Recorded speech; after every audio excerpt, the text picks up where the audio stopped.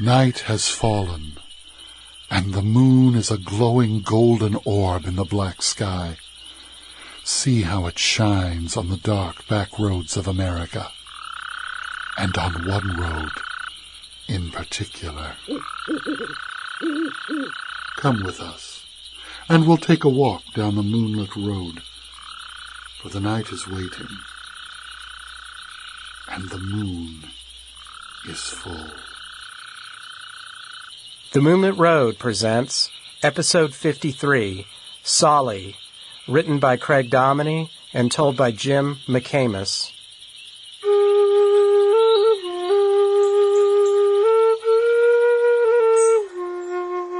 The year was 1838.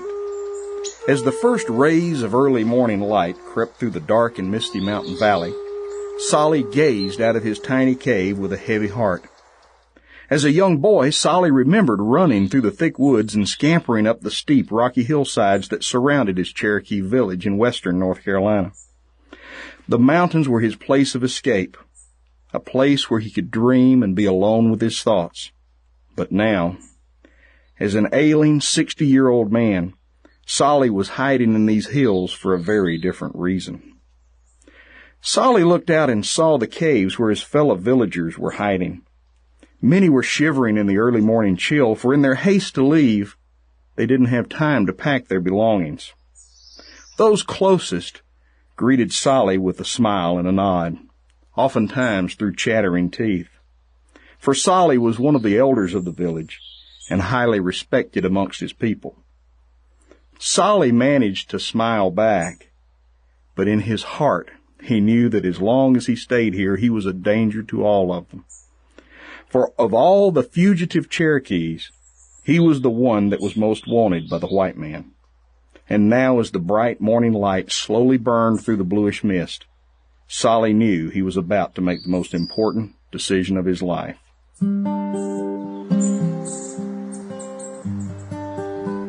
Only 2 weeks ago, Tsali had awakened at the crack of dawn and joined his 2 strong sons for their normal round of farm chores. Tsali and his family lived in a modest log cabin on their own farm, raising corn and other vegetables. Although Tsali could feel his old age creeping through his brittle bones, he stubbornly refused to rest. For to him, hard work was what made the man. The Cherokee who lived in North Carolina in the 1800s didn't wear headdresses, nor did they live in teepees. They dressed like the white man and lived in small villages, complete with stores, churches, and schools. They had their own alphabet and even published their own newspaper. Even though the white settlers had taken over most of their land through the years, the Cherokees wanted to be accepted by the white man and to live in peace. But to many white people, no matter what advances the Cherokees made, they would always be an inferior race of savages. When gold was discovered down in Georgia, white prospectors flooded the area. They harassed the Cherokees, looted their homes, and stole their livestock. Other white settlers stood by like vultures as these crimes took place, waiting to pounce on the Cherokee land in case they fled. The Cherokees thought surely the U.S. government would send troops to help them, for they had been promised that they could stay on this land. But no help ever arrived.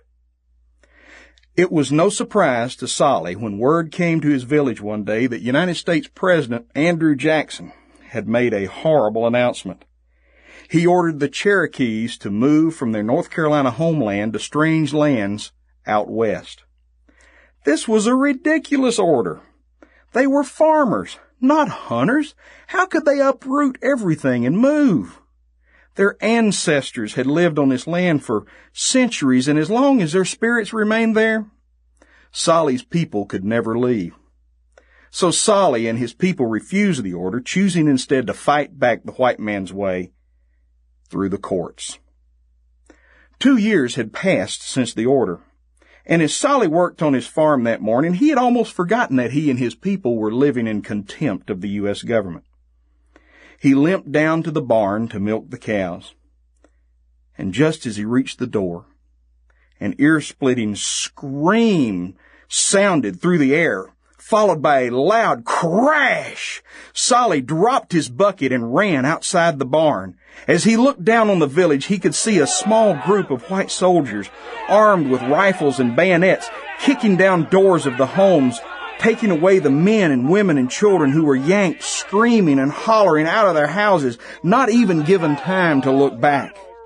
As they left, white looters ransacked their homes, snatching everything of value they could find. Tsali's sons ran up behind him. "What's going on?" said the eldest son, his eyes filled with horror. "What are they doing?" Tsali pushed them back towards the house. "Go get your mother. We've got to get out of here." Tsali's wife had come down with a bad fever and could barely muster the strength to get out of bed. But now she was forced to run. As Tsali's sons grabbed her and with Tsali leading the way, they ran away from their home forever, taking nothing with them. As they ran, they could hear the soldiers yelling for them to stop. "Don't look back," yelled Tsali to his family. "Just keep moving." As they reached the outskirts of the village, a group of cavalry encircled them. Tsali's eldest son tried to escape, but a soldier clubbed him in the head with the butt of his rifle. Tsali frantically looked around, his pale wife gasping for breath on his arm. They were helplessly surrounded. Tsali's family was marched away from the village at gunpoint, along with other villagers who had tried to escape. One thing the Cherokees had never given up was their native tongue, and whenever the white soldiers weren't looking, Tsali whispered to his fellow villagers along the trail. He learned that many Cherokees had managed to escape into the hills. He also learned that the white soldiers had stockades set up to imprison the Cherokees before they were forced out west. Some had heard that the stockades were overcrowded and filthy, and that many Cherokees were already sick and dying. Tsali looked over at his poor, feverish wife, barely able to stand. She won't be able to live in such a place, he thought. His blood boiled inside him. For the first time in his life, he was helpless, his manhood taken away. He could do nothing to help his family. In the distance, they could see the stockade, a makeshift wooden fort billowing smoke and misery from its depths. At the sight of it, Tsali's wife suddenly froze, her eyes filled with fear. "Keep moving," snarled the soldier behind her. In her sickness, she paid no attention to him. Impatient, the soldier jabbed her in the back with his bayonet. She tumbled to the ground. Without thinking, Tsali leapt at the soldier, wrestling him to the ground. They struggled for the gun, Tsali's rage filling him with youthful strength. Suddenly, the gun went off and the soldier fell limp with a bloody hole shot through his chest. Tsali stood up with the gun and aimed it at the other soldier. The second soldier was in a state of shock, unsure what to do. In the distance, Tsali could see the other soldiers looking back at them, screaming for reinforcements. He snatched the rifle from the soldier and shot him from his horse. Now scores of soldiers were running towards them. Tsali frantically looked about him, unsure where to go. Then he looked up into the dark hills, the same hills he had lost himself in as a boy. He knew every inch of those hills, and if his family was going to be captured, they weren't going to surrender without a fight. Tsali hoisted his wife onto his shoulder and turned towards the hills. "Run!" he screamed to his family.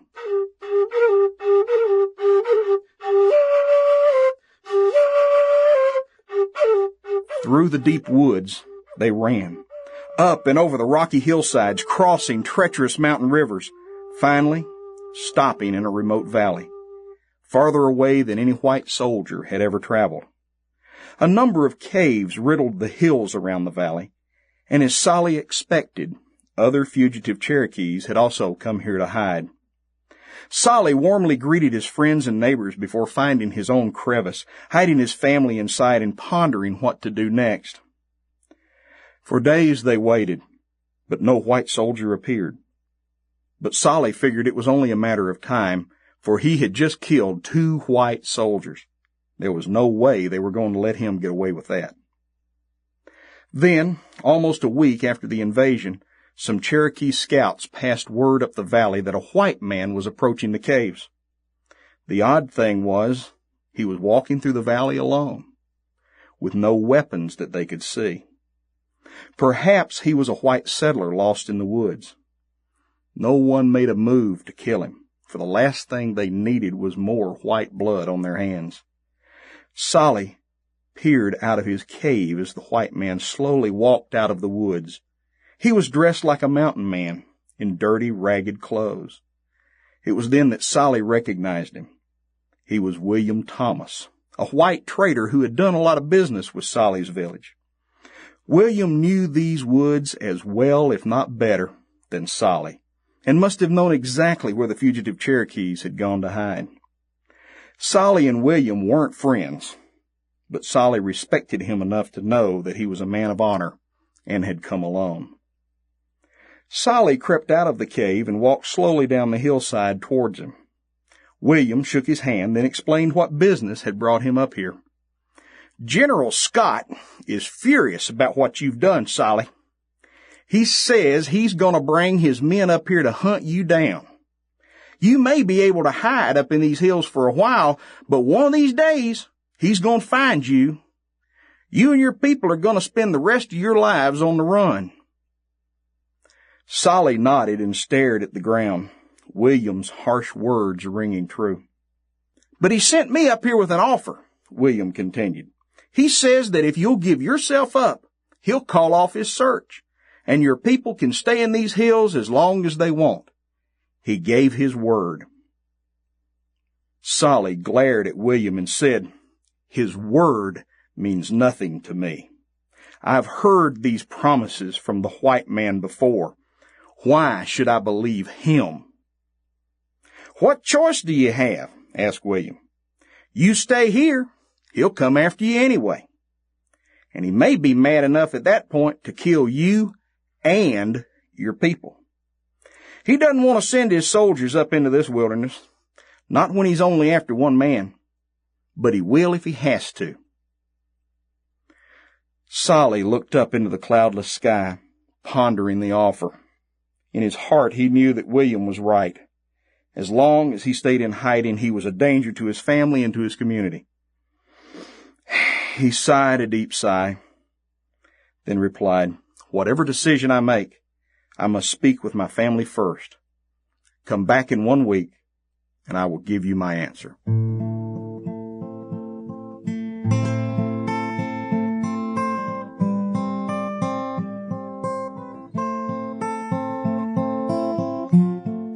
As the morning sun rose over the valley a week later, Tsali had made his decision. He would give himself up to the white man and face certain death. Throughout the night, he consoled his wife and children, trying to make them understand that it was his life for 1,000. To his sons, he asked that they always look after their mother and help the community rebuild itself. To his wife, he promised through his tears that they would be together soon, in spirit. William returned that morning, and Tsali joined him for the long walk back to the village. Behind him, he could hear the wailing sounds of his entire community, filling the dark hills with their sorrow. Tsali could not bear to look back. Tsali and William walked in silence through the thick forest. Tsali breathed in the cool mountain air, taking in every smell, sound, and sight that he could. He had always loved these hills, and he prayed that his spirit would still walk here long after he was gone. The next day, Tsali arrived back at the village, or what was left of it. All the homes had been either looted or burned to the ground, crops and livestock destroyed. Tsali hoped that William was right and that the rest of his people would be spared further misery. The soldiers grabbed Tsali and pushed him towards the other assembled soldiers. As a final affront to the Cherokees, General Scott had ordered 2 of his Cherokee prisoners to serve as Tsali's executioners. As they tied Tsali and stood him against the wall, they begged him to wear a blindfold. But Tsali calmly refused, choosing instead to stare one last time at the sky and lift his eyes to his hills as the bullets tore through his heart. Thanks to Tsali's heroic sacrifice, the white soldiers never marched into the hills after the Cherokee fugitives. They were allowed to stay, and in later years, their descendants became the Eastern Band of Cherokees. To this day, these Cherokees still live in western North Carolina on land specifically designated for them. You can visit them today in the town of Cherokee, North Carolina. As more hikers began exploring the area in modern times, reports came back of a mysterious, shadowy figure wandering through the dense forest. In the blink of an eye, the figure would disappear, only to reappear again. Other folks saw the figure at night, silhouetted tall in the sky against the bright moon. Local newspapers wrote stories about this mysterious ghost, and curiosity seekers soon filled the area. But the Eastern Band of Cherokees knew who this mystery figure was. They knew it was Tsali, returning to wander forever through the majestic hills he loved.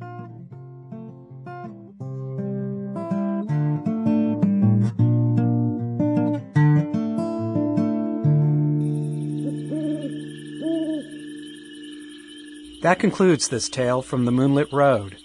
Be sure to visit our website at themoonlitroad.com to find out more about our stories and let us know how we're doing. The Moonlit Road is produced and directed by Craig Dominey, recorded and soundscaped by Henry Howard in beautiful Stone Mountain, Georgia. Thanks for listening, and we'll see you next time.